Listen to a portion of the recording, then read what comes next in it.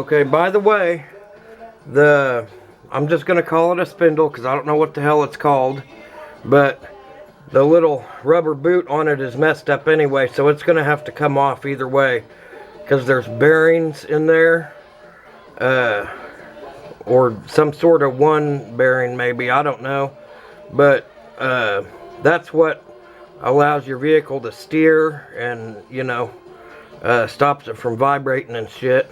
So that's gonna have to be replaced. So this whole piece that holds the spindle, or whatever the hell you want to call it, that holds the wheel bearing spindle in, that rubber piece is gonna have to be replaced. And it just has a bolt going through it there. I don't know if you can see it. Yeah, it just has a bolt. Sorry about that, guys. But basically, you take that out, and that's what holds it onto that bearing that's up inside that boot. So, I'll catch you later. Okay, so this thing came out of here. It was pretty tight, but it wasn't as bad as I thought it would be. It's still hanging up on, I guess that's more of a bushing. But I'm going to have to get it off of the bushing next.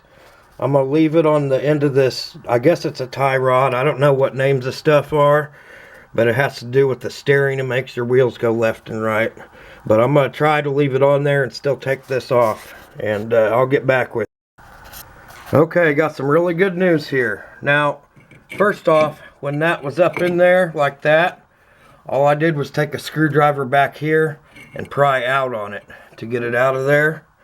Okay, also, I found out that if your bushing, or whatever the hell that thing's called, is just fine, if there's nothing wrong with it, and you don't have to replace yours, the good news is you can pull this thing down right here, whatever the hell that's called, and that slides right out of there. So now you're free to get your half shaft out. So I'll get back with you. I didn't have to take anything else loose, just the stuff I showed you. But I'm going to go ahead and take that off of there anyway, because it needs to be replaced. So I'll be back. Okay, here we go. We got the bolts out on this one. I'm about to show you how I did it last time. Take a big heavy duty screwdriver. This is how I did the other side anyway.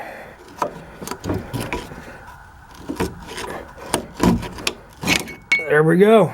Now we're free. Okay.